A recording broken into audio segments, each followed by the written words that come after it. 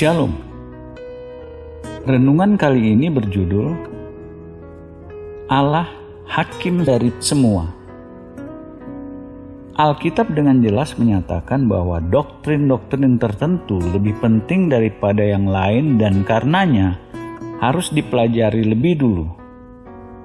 Alkitab memberi daftar 6 dasar atau doktrin fondasional.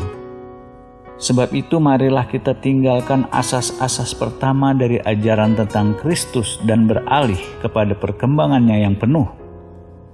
Janganlah kita meletakkan lagi dasar pertobatan dari perbuatan-perbuatan yang sia-sia dan dasar kepercayaan kepada Allah, yaitu ajaran tentang pelbagai pembaptisan, penumpangan tangan, kebangkitan orang-orang mati, dan hukuman kekal.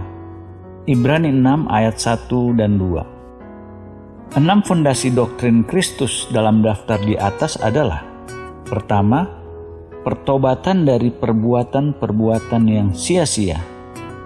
Kedua, kepercayaan atau iman kepada Allah. Ketiga, pelbagai pembaptisan, jamak. Keempat, penumpangan tangan. Kelima, kebangkitan orang-orang mati. Keenam, hukuman kekal. Kita sekarang meneruskan dengan doktrin hukuman kekal, urutan ke-6 dari 6 fondasi doktrin kekristenan. Kita akan mempelajari bagian terakhir doktrin fondasional hukuman kekal. Kita akan mempelajari 2 aspek penghakiman ilahi. Pertama, pewahyuan kitab suci mengenai Allah sebagai hakim semua orang. Kedua, prinsip-prinsip bagaimana hukuman Allah dilaksanakan. Sebagai pengantar pada pengajaran Alkitab mengenai Allah sebagai hakim, kita kembali ke Ibrani. Tetapi kamu sudah datang ke bukit Sion, ke kota Allah yang hidup, Yerusalem surgawi, dan kepada beribu-ribu malaikat, suatu kumpulan yang meriah, dan kepada jemaat anak-anak sulung yang namanya terdaftar di sorga, dan kepada Allah yang menghakimi semua orang, dan kepada roh-roh orang benar yang telah menjadi sempurna, dan kepada Yesus pengantara perjanjian baru, dan kepada darah pemercikan yang berbicara lebih kuat daripada darah Habel. Ibrani 12 ayat 22-24. 3 ayat ini mempresentasikan gambaran Allah di tempat kediaman surgawinya dan orang-orang benar dan sudah ditebus yang tinggal dengannya di sana. Kunci pada analisis ayat-ayat ini adalah yang nomor 3. Pertama, ayat-ayat ini dibagi secara alamiah menjadi 3 bagian. Pertama, deskripsi tempat tinggal Allah. Kedua, penyebutan satu persatu mereka yang hidup dengan Allah. Ketiga, presentasi Allah sendiri. Lalu tiap 3 bagian secara alamiah dibagi ke dalam 3 subdivisi. Deskripsi tempat tinggal Allah ada 3. Pertama, Gunung Sion. Kedua, kota Allah yang hidup. Ketiga, Yerusalem surgawi. Penyebutan satu demi satu mereka yang tinggal di sana begitu pula ada 3. Pertama, beribu-ribu malaikat. Kedua, jemaat anak-anak sulung yang namanya terdaftar di surga. Ketiga, roh-roh orang benar yang telah menjadi sempurna. Mengenai 3 kelompok ini, kita bisa memberi penjelasan singkat.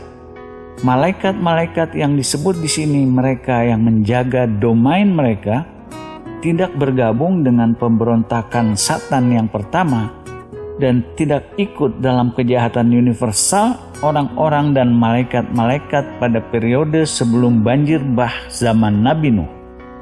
Gereja jemaat anak-anak sulung mempresentasi orang-orang benar perjanjian baru yang melalui pengalaman kelahiran baru namanya terdaftar di surga dan menjadi buah-buah sulung ciptaan baru Allah dalam Kristus.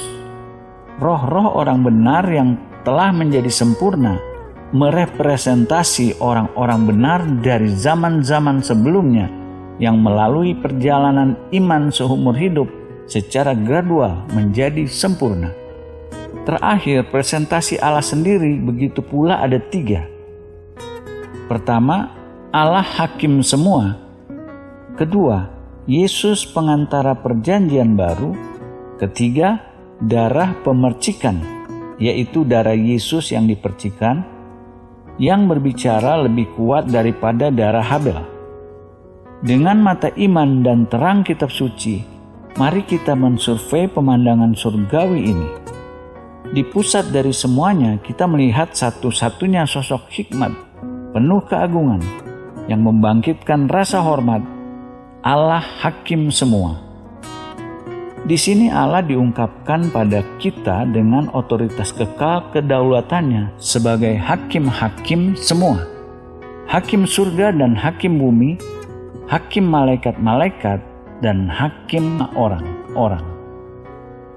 Namun jika seandainya Allah hanya diungkapkan sebagai hakim, tidak ada tempat di sini bagi orang-orang berdosa, tidak juga bagi roh-roh perjanjian lama yang disempurnakan, tidak juga bagi orang-orang perjanjian baru yang lahir baru. Dalam belas kasih, karenanya pewahyuan firman Allah memimpin kita selanjutnya dari pribadi Allah sebagai hakim kepada pribadi Yesus sebagai pengantara satu-satunya yang bisa datang antara Allah kudus, benar, dan orang-orang berdosa yang hilang dan merekonsiliasi satu dengan lainnya. Gambarannya menjadi lengkap melalui pewahyuan darah Yesus sebagai cara dan harga yang melaluinya rekonsiliasi sudah dicapai. Dalam gambaran ini, darah Yesus dikontras dengan darah Habel. Ada 3 poin kontras. Pertama, darah Habel dicurahkan tanpa kehendaknya sendiri atau persetujuannya, dipercikan tiba-tiba dengan pukulan pembunuh tanpa peringatan. Darah Yesus diberikan cuma-cuma dengan persetujuan sendiri sebagai harga penebusan manusia. Kedua, darah Habel dipercik di atas tanah. Darah Yesus dipercik di hadapan kursi belas kasih di surga. Ketiga, darah Habel berteriak kepada Allah menuntut pembalasan atas pembunuhnya. Darah Kristus memohon belas kasih dan pengampunan bagi orang berdosa. Kita melihat karenanya bahwa pewahyuan Allah ini sebagai hakim semua diperlunak dengan pewahyuan belas kasih dan kasih karunia Allah yang dimanifestasikan dalam peran mediasi dan pencurahan darah Kristus. Pewahyuan Allah sebagai Allah penghakiman diperlunak dengan kasih karunia dan belas kasih dalam harmoni dengan seluruh pewahyuan kitab suci pada tema ini. Seluruh Alkitab mengungkapkan bahwa dengan kedaulatan, hak kekal, kewenangan hakim milik Allah sendiri. Tema ini berlangsung sepanjang seluruh perjanjian lama. Sebagai contoh, Abraham berkata pada Tuhan, "Masakan hakim segenap bumi tidak menghukum dengan adil?" Kejadian 18 ayat 25.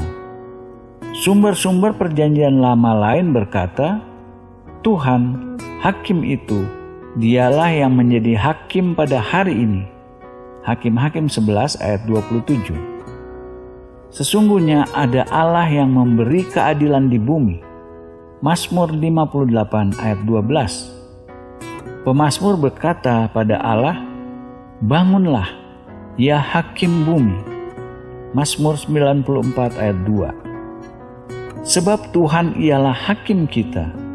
Yesaya 33 ayat 22.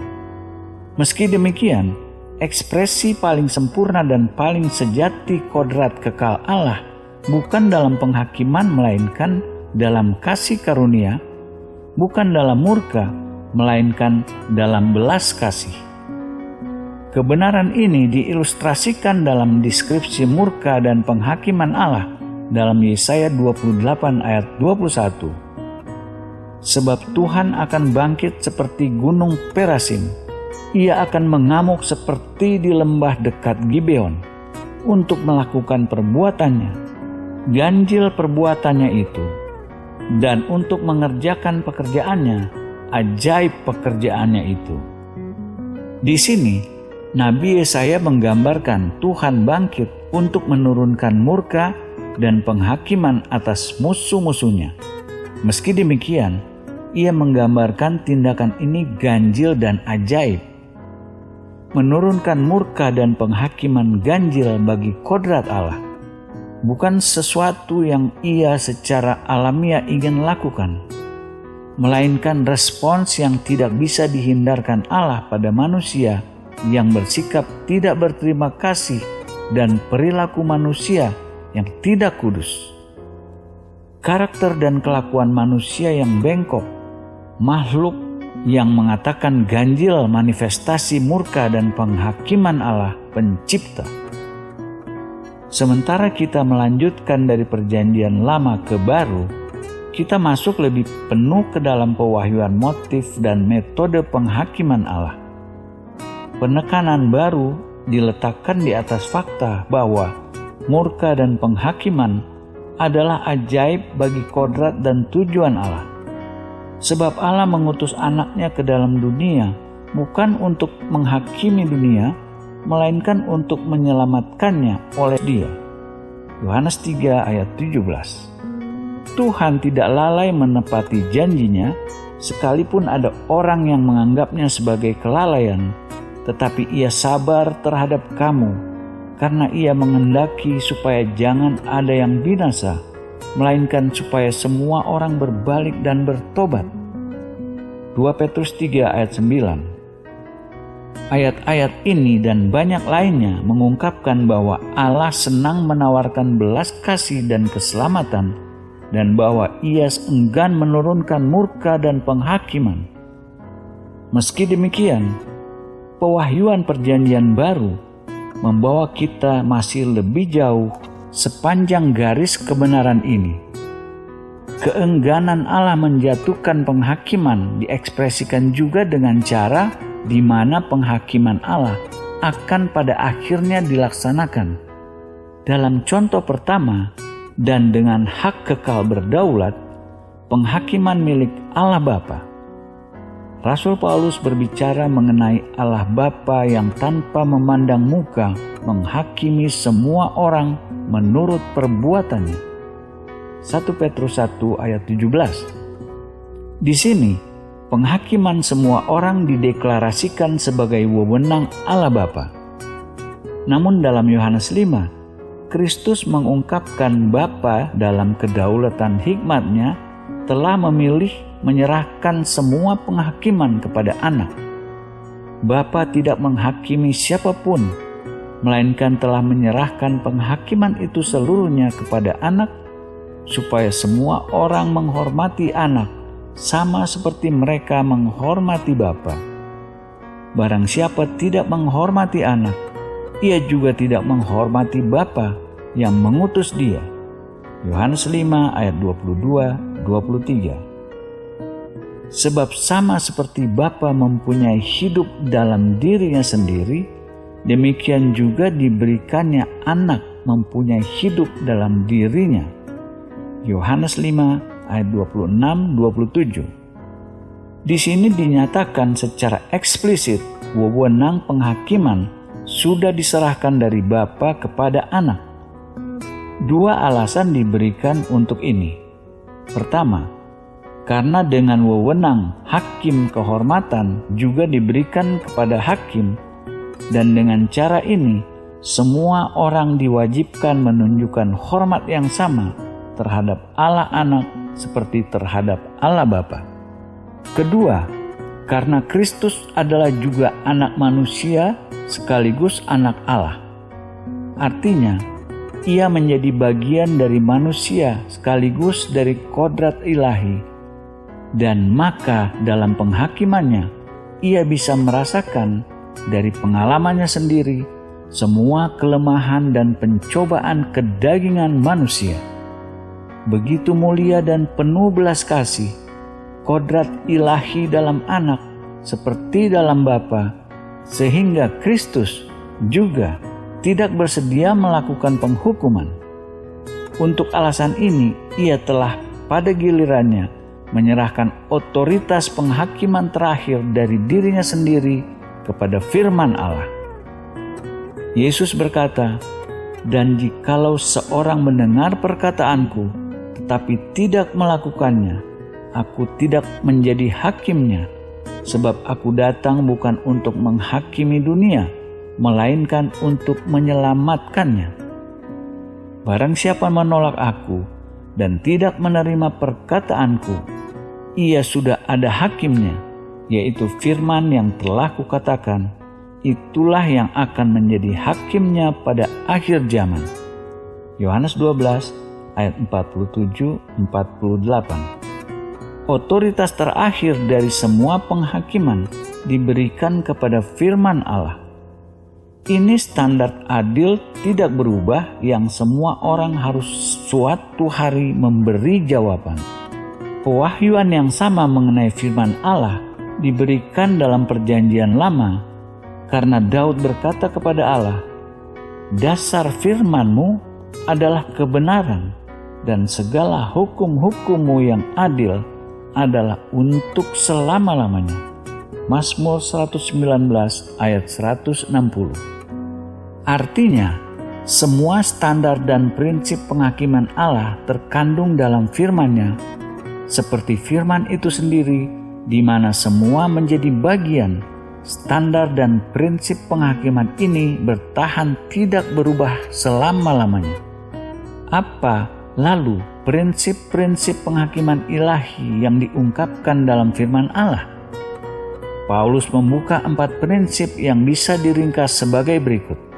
Pertama, menurut kebenaran. Paulus mendeklarasikan bahwa penghakiman Allah berdasarkan kebenaran. Karena itu, hai manusia, siapapun juga engkau yang menghakimi orang lain, engkau sendiri tidak bebas dari salah. Sebab dalam menghakimi orang lain, engkau menghakimi dirimu sendiri, karena engkau yang menghakimi orang lain melakukan hal-hal yang sama. Tetapi kita tahu bahwa hukuman Allah berlangsung secara jujur atas mereka yang berbuat demikian. Roma 2 ayat 1 dan 2. Paulus di sini berbicara kepada orang-orang agamawi yang menghakimi orang lain dengan satu standar dan untuk diri mereka sendiri dengan standar lain. Paulus berkata bahwa ini bukan cara penghakiman Allah. Penghakiman Allah berdasarkan kebenaran. Jika kita mengakui kebenaran, penghakiman Allah diaplikasikan pada orang lain, kita harus mengaplikasikan kebenaran yang sama pada diri kita sendiri. Standar Allah tidak berbeda. Selalu kebenaran-kebenaran yang diungkapkan firman Allah. Yesus sendiri berkata kepada Bapa, "Firman-Mu adalah kebenaran." Yohanes 17 ayat 17. Ini standar kebenaran Allah yang diungkapkan berlaku sama pada orang yang menghakimi dan sama pada orang yang dihakimi. Kedua, penghakiman Allah berdasarkan perbuatan-perbuatan. Ia akan membalas setiap orang menurut perbuatannya. Roma 2 ayat 6. Prinsip penghakiman ilahi ini diulang banyak dalam kitab suci. Bapa menghakimi semua orang menurut perbuatannya. 1 Petrus 1 ayat 17. Lagi, dalam catatan penghakiman akhir dalam Wahyu 20 ayat 12, kita membaca bahwa lalu dibuka semua kitab, dan orang-orang mati dihakimi menurut perbuatan mereka, berdasarkan apa yang ada tertulis di dalam kitab-kitab itu. Penggunaan kata semua kitab dalam hubungan ini menarik dan mencerahkan.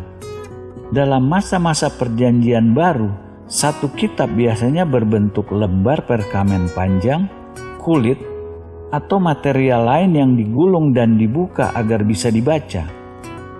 Gulungan jenis ini dimeterai dengan 7 meterai berturut-turut memberi gambaran kitab Wahyu. Ada catatan individual tersimpan di surga dari seluruh kehidupan setiap manusia. Allah melestarikan catatan lengkap dan sempurna tanpa cacat dari seluruh kehidupan setiap orang. Berdasarkan catatan perbuatan-perbuatannya ini, pada gulungan surgawi, setiap orang akan suatu hari dihakimi.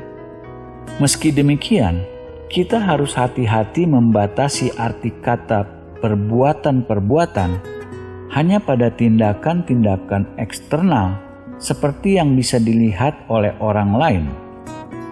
Seluruh Alkitab mengatakan jelas bahwa Allah dalam penghakimannya atas manusia mencatat bukan hanya tindakan-tindakan eksternal, namun rahasia pikiran, impuls, dan motif hati paling dalam. Hal itu akan nampak pada hari bila mana Allah, sesuai dengan Injil yang kuberitakan, akan menghakimi segala sesuatu yang tersembunyi dalam hati manusia oleh Kristus. Roma 2 ayat 16. Karena itu, janganlah menghakimi sebelum waktunya, yaitu sebelum Tuhan datang. Ia akan menerangi juga apa yang tersembunyi dalam kegelapan, dan ia akan memperlihatkan apa yang direncanakan di dalam hati. Maka tiap-tiap orang akan menerima pujian dari Allah. 1 Korintus 4 ayat 5. Kebenaran yang sama terkandung dalam pewahyuan bahwa penghakiman akan menurut firman Allah. Sebab firman Allah hidup dan kuat dan lebih tajam daripada pedang bermata dua manapun. Ia menusuk amat dalam sampai memisahkan jiwa dan roh, sendi-sendi dan sumsum. Ia sanggup membedakan pertimbangan dan pikiran hati kita. Ibrani 4 ayat 12-13.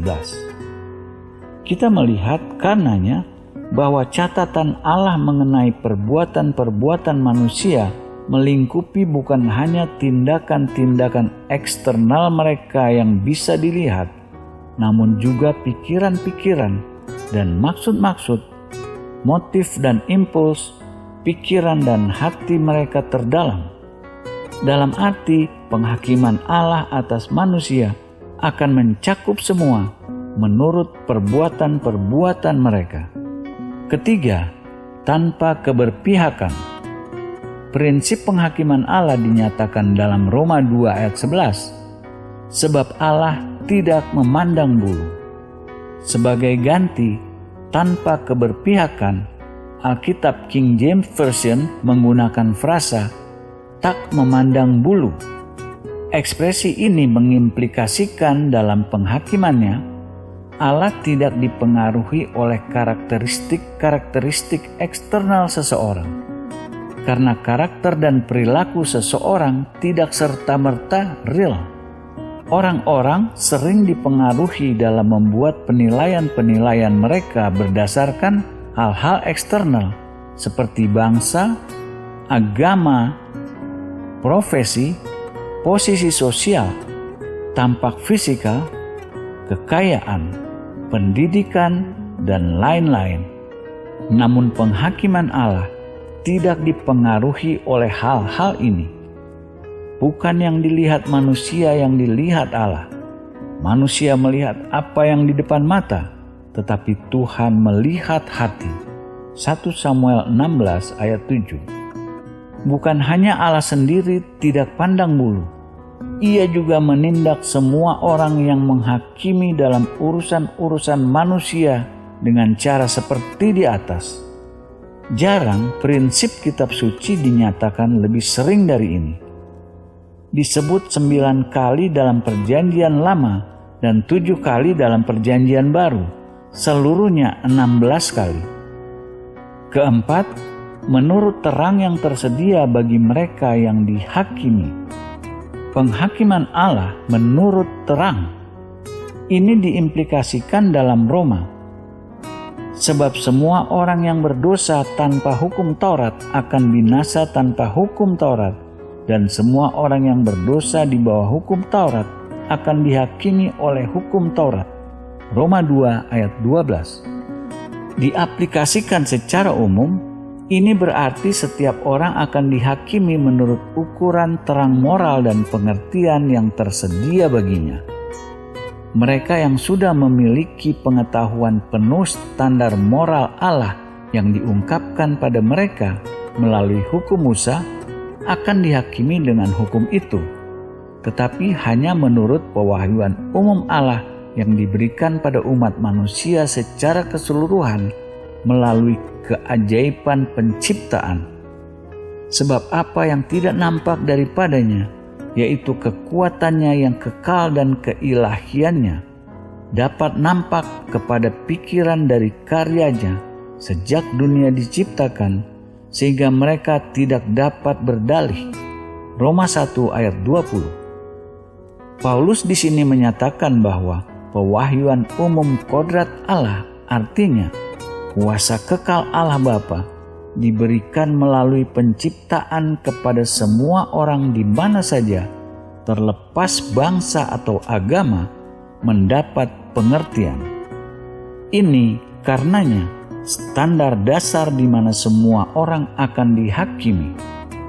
Namun mereka yang menerima tambahan dan pewahyuan khusus melalui firman Allah akan dihakimi dengan standar pengetahuan moral lebih tinggi yang diberikan pada mereka. Karenanya, penghakiman menurut terang sesuai dengan ukuran pengetahuan moral yang diberikan pada setiap orang. Prinsip penghakiman yang sama sesuai terang terkandung dalam kata-kata Yesus kepada orang-orang di zamannya. Lalu Yesus mulai mengecam kota-kota yang tidak bertobat, sekalipun di situ ia paling banyak melakukan mujizat-mujizatnya. Celakalah engkau Korazim, celakalah engkau Betsaida, karena jika di Tirus dan di Sidon terjadi mujizat-mujizat yang telah terjadi di tengah-tengah kamu, sudah lama mereka bertobat dan berkabung. Tetapi aku berkata kepadamu, pada hari penghakiman, tanggungan Tirus dan Sidon akan lebih ringan daripada tanggunganmu. Dan engkau Kapernaum, apakah engkau akan dinaikkan sampai ke langit? Tidak. Engkau akan diturunkan sampai ke dunia orang mati. Karena jika di Sodom terjadi mujizat-mujizat yang telah terjadi di tengah-tengah kamu, kota itu tentu masih berdiri sampai hari ini. Tetapi aku berkata kepadamu, pada hari penghakiman, tanggungan negeri Sodom akan lebih ringan daripada tanggunganmu. Matius 11 ayat 20-24. Yesus di sini menunjukkan bahwa kota-kota berdosa dunia kuno, Tirus, Sidon, dan Sodom, akan dihakimi menurut ukuran pengetahuan moral yang tersedia bagi mereka di zamannya. Di lain pihak, kota-kota di zamannya, Korazim, Betsaida, dan Kapernaum, akan dihakimi sesuai ukuran pengetahuan lebih besar yang diberikan pada mereka melalui kehadiran dan pelayanan pribadinya. Untuk alasan ini, penghakiman kota-kota kemudian setelah mereka akan lebih berat daripada penghakiman kota-kota sebelum mereka. Mari kita bawa prinsip ini ke zaman kita sekarang. Kita yang hidup sekarang akan dihakimi dengan ukuran terang moral dan pengetahuan yang tersedia bagi generasi kita. Kata-kata Yesus berikut berlaku bagi kita dalam generasi kita. Setiap orang yang kepadanya banyak diberi, daripadanya akan banyak dituntut. Dan kepada siapa yang banyak dipercayakan, daripadanya akan lebih banyak lagi dituntut. Lukas 12 ayat 48. Amin.